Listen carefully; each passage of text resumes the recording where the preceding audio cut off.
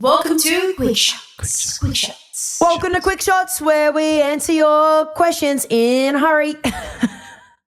I forget where I got that from. But anyway, hey, this one goes over to you, James, because you live in Queensland. I already own 2 properties in Queensland. Should I buy a third with the Olympics pending in 2032? Ooh, a hard one, not knowing your situation.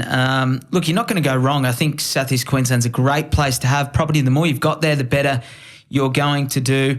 You obviously just want to consider your land tax, because land tax does become quite expensive once you own more than $600,000 worth of land.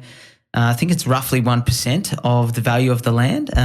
So it's not just so much that you shouldn't be doing something in South East Queensland, but is there a better place that you could be investing? Would be one thing I'd ask. But yeah, South East Queensland, great place to invest.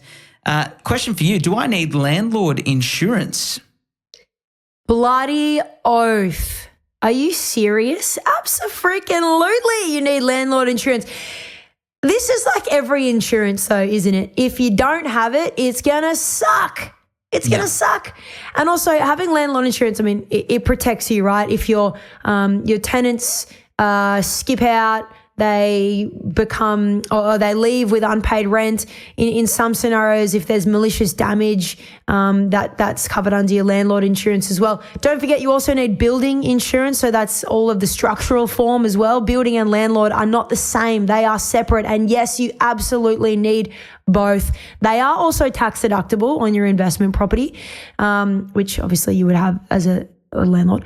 But yeah, you absolutely need it. Absolutely. It's honestly a very small cost considering what it can save you.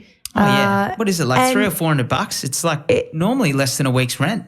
It's about $500, and then once you add your building insurance, that's also about $500. So all up, it's about $1,000 a year. That's nothing, honestly, and it can sort of come out in your monthly, come out of the monthly pay in your monthly rent or whatever. So yeah, absolutely, you should have it.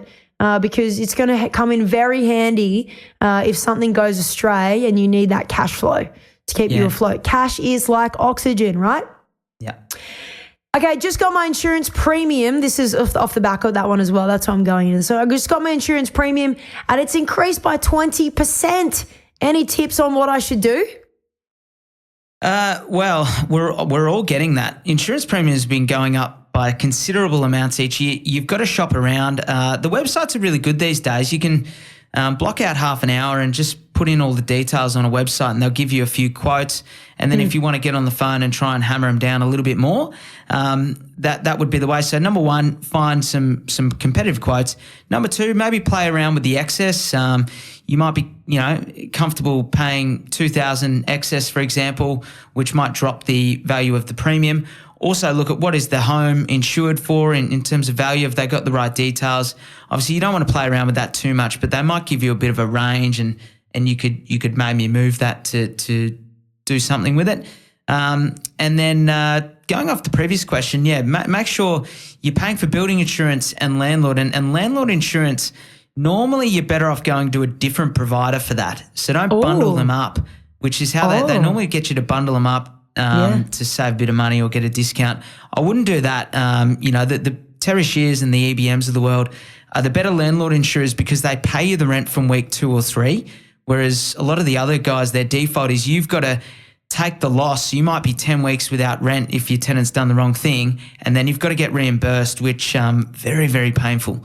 So, they're the little tips. But look, we're all facing it. Insurance premiums are going up. You've just got to try and get ahead of it as best you can. Get some quotes, play around with what you can, and see if you can get it down as much as you can, below that 20%. And because if you got multiple properties with an insurance provider, they might actually give you a discount based on you having multiple. Absolutely. Or you don't even have to have multiple properties, but multiple policies could be on your personal. Yeah, absolutely. That's a good one. Good one. All right, you give me the heavy lifting this week. That's Quickshots for the week. You. Thanks for listening to another episode of The Double Shot with your favourite cousins, Alex and James Fitzgerald. If you've got a burning question or something we absolutely need to talk about on the pod, please write to us. Both of our emails are in the show notes. For little real estate tidbits and a little bit of banter, okay, a lot of banter, you can follow us on the gram. Our handle is thedoubleshot.podcast. That, my friends, is thedoubleshot.podcast. Until next time, think of us when you sit back and sip your next double shot.